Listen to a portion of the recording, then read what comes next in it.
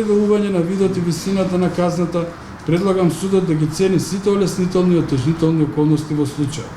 Така, за обвинетиот Никола Груевски преовладуваат во голема мера отежнителните околности. Најнапред би ја споменал околност дека обвинетиот Груевски, знаејќи за течење на оваа постапка, свесен за противправноста на сопствените действија, со цел да избегне кривична одговорност, се даде во бегство, поради што оваа постапка се водеше во негово отсуство. Како отежнителни околности предлагаме судот да ги цени висината на запретената казна, високиот степен на криминална намера, упорноста и детерминираноста во извршување на кривичното дело, лукративните побуди, односно стекнување на луксузен објект, како и високиот степен на општествена опасност од овој вид кривични дела, како и за поединецот, но и за државата во целост. Како особено отежнителна околност,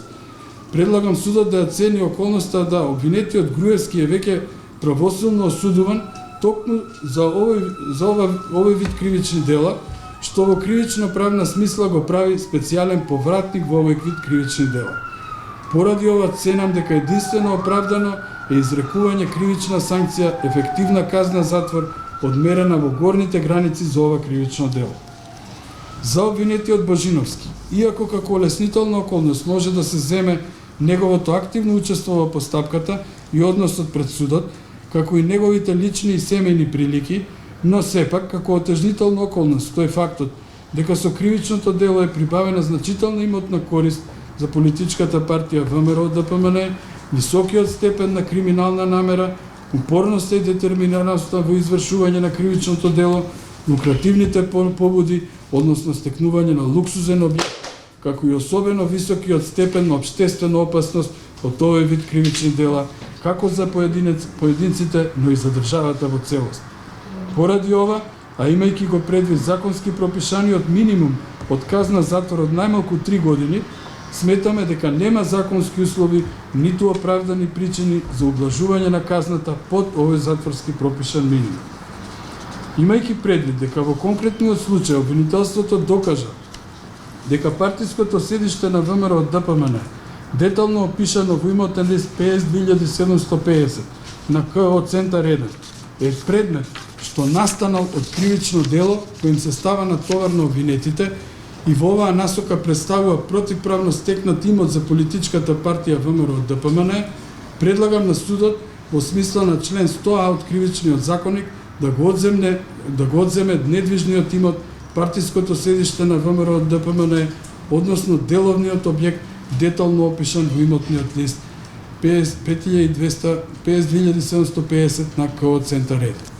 По однос на привремената мерка за обезбедување со која е опфатена земјиштето под објектот и определена со решение на КС КР 270/2022, предлагам на судот истата да ја стави вон сила, бидејќи во текот на главната расправа произлезе дека земјиштето не е предмет на кривичното дело, а нема причини земјиштето под објектот и понатака да биде предмет на привремено обезбедување. Дополнително, обвинителството докажа и дека со кривичното дело извршено од страна на обвинетите за политичката партија ВМРО ДПМН била прибавена и противправна имотна корист во износ од 132.573.852 денари. Во текот на главната расправа беа презентирани за доказ каде завршила ваквата имотна корист. Така, со вештиот наод и мислење на вешто лице Звонко Кочовски, изведено под реден број 286 од листата на докази,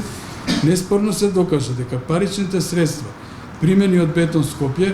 биле искористени за плаќања по склучени договори за купопродажба на недвижен имот, изведени под реден број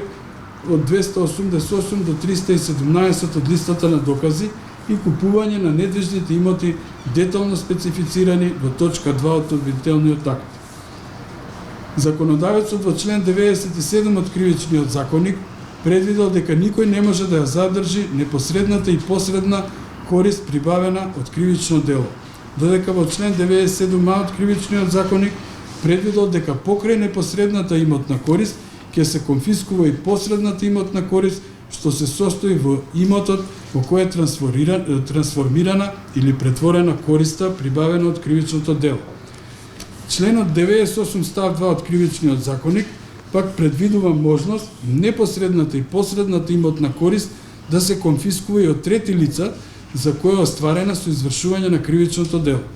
Во конкретниот случај, а како стануваше збор за имотна корист стекната во име на трето лице,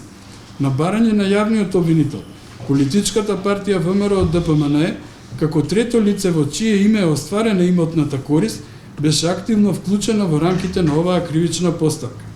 Поради тоа сметам дека во смисла на член 531 од Законот за кривичната постапка исполнети се условите за конфискација од трети лица